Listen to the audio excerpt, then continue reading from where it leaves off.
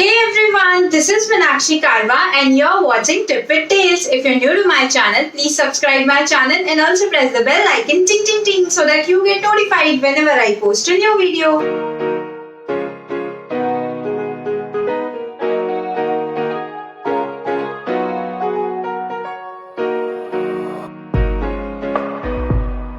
So this is going to be a very important video for our upcoming exams because I am going to share a few very important tips for the 3-hour exam writing session which you must follow to clear your exams.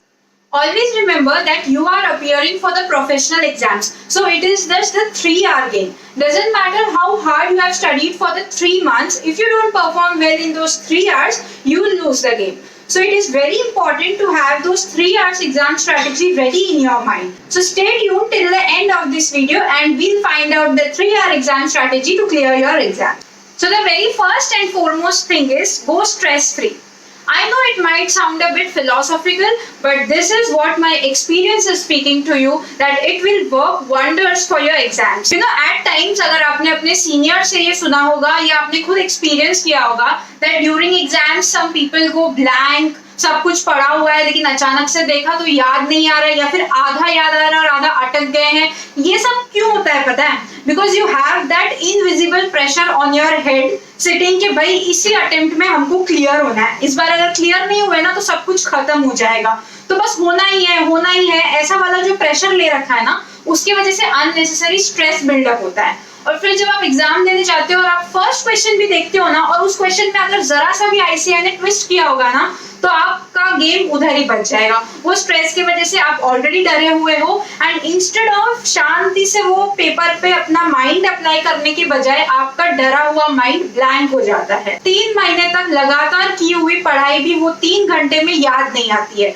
और जब वो याद नहीं आती है तो game आपके हाथ से निकल जाता है. सो इसीलिए इट इज वेरी इंपॉर्टेंट कि आप स्ट्रेस छोड़ दो. उसके लिए क्या करना है, प्रेशर फ्री हो जाओ. You just give your best. आपने पढ़ाई अच्छे से की है, एग्जामिनेशन वाली तैयारी अच्छे से की है, बस एग्जाम के लिए जैसे आप घर से निकलते हो ना पूरा भूल जाओ वो सब चीजों को. सिर्फ इतना ध्यान रखो कि भाई 3 घंटे का पेपर आएगा, जो पढ़ा है हर एक क्वेश्चन को अच्छे से अटेम्प्ट करना है और एग्जाम देके आना है. उस माइंडसेट के साथ आप जाओगे तो you will be stress free. आप एकदम काम माइंडेड रहोगे और कोई भी ट्विस्ट किया होगा ना आईसीएआई ने तो उस ट्विस्ट के ऊपर आपको अपने कॉन्सेप्ट्स पढ़े हुए याद आएंगे and you will be able to write your paper really well. Just try it. मेरे बोलने से ये अटेम्प्ट में ट्राई करके देखो and see the magic. Coming to the next strategy, whenever you start writing your paper, always attempt that question first which you are 100% confident in. वो 15 minutes का reading time मिलता है ना क्वेश्चन पेपर का, उसमें पहले ये डिसाइड कर लेने का कि यार ये क्वेश्चन तो ना आता ही है. मतलब कंपेयर्ड समझो अगर कोई भी क्वेश्चन बुक से नहीं है या फिर आपको 100% भी नहीं आता है तो भी कंपेयर्ड टू अदर 6 क्वेश्चंस ये क्वेश्चन मेरे को सबसे अच्छा आता है. मतलब मैं इसका सोल्यूशन एकदम राइट लिख सकता हूँ. वो वाला क्वेश्चन आप पहले डिसाइड कर लो in those 15 minutes and then when you start writing start with those questions first which you are completely confident in solving.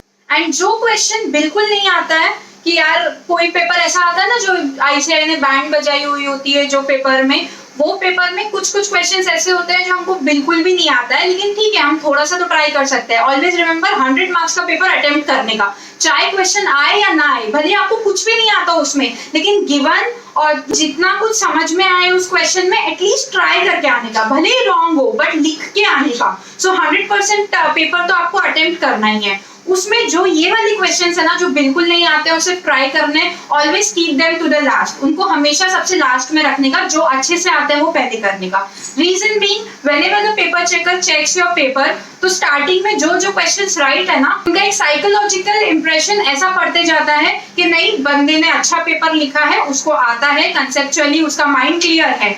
वो इंप्रेशन से वो स्टार्टिंग में पेपर चेक करते हैं, मार्क्स अच्छे मिलते हैं और आगे जहाँ पे आपने थोड़ी बहुत गलती की भी होगी ना वहाँ पे भी ही tends to give at least some marks क्योंकि वो इंप्रेशन स्टार्टिंग में अच्छा बना हुआ है. Next point is paper writing presentation.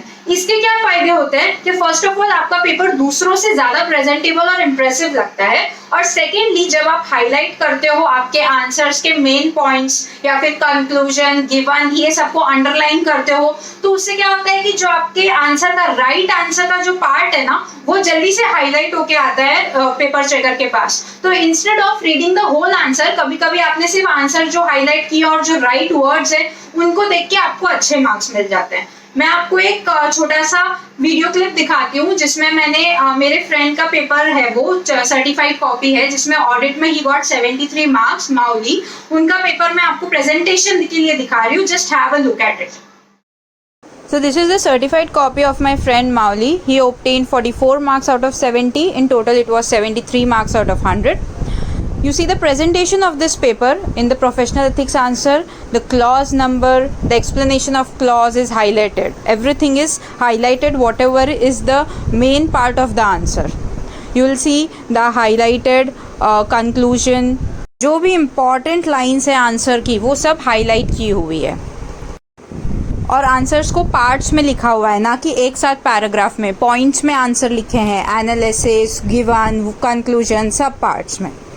The main important point कि ये सब सिर्फ सुनने से नहीं होगा, ये आपको इम्प्लीमेंट करने के लिए प्रैक्टिस करनी होगी। और प्रैक्टिस के लिए अगर आप सोचते हो बिना प्रैक्टिस हम लोग डायरेक्टली फाइनल एग्जाम में बैठेंगे और वहां पे सब इम्प्लीमेंट करेंगे, तो वहां पे चांसेस है कि बहुत बार आगे पीछे चीजें हो जाती है और वो फाइनल एग्जाम है, उसके बाद वापस चांस नहीं मिलेगा अगर हमको उसी एग्जाम में क्लियर करना है तो उसके लिए पहले से घर पे 3-4 बार प्रैक्टिस करके जाओ। उसके लिए क्या करना होगा, right more papers. Paper writing practice is very important. आप ICI मॉक लिखो, टेस्ट सीरीज लिखो, ऑनलाइन टेस्ट सीरीज, ये सब लिख के आप एनालाइज करो कि आप अपनी स्ट्रैटेजीज प्रॉपरली इंप्लीमेंट कर पा रहे हो या नहीं। उसके लिए GM टेस्ट सीरीज मैं रेकमेंड कर रही हूँ। This is online test series. आपको घर पे बैठ के पेपर लिखना है और आपको पेपर सबमिट करना है। वो लोग आपको पेपर चेक करके देंगे and then you have to analyse कि आप कहाँ पे गलत गए, आपकी स्ट्रैटेजी कहाँ काम नहीं करी और उसको कैसे इम्प्रूव करना है, कहाँ आपके कॉन्सेप्ट्स कम पड़ रहे हैं, कहाँ पे लिखा नहीं सही से। ये सबको वापस रिवाइज करके आपको फाइनल एग्जाम में अपना फाइनल शॉट देना है। तो उसके लिए paper writing is very important. I have given link in the description box to register for the GM test series. वहाँ पे बहुत ही nominal rates में you can write and practice your papers. And उसके लिए go to the description box and register over there in the link given. So this is all for the current video. I wish you all the best for your upcoming exams. Study well, write well, and rock your exams. I'll see you very soon in my next video. Till then, take care, keep studying. Bye bye.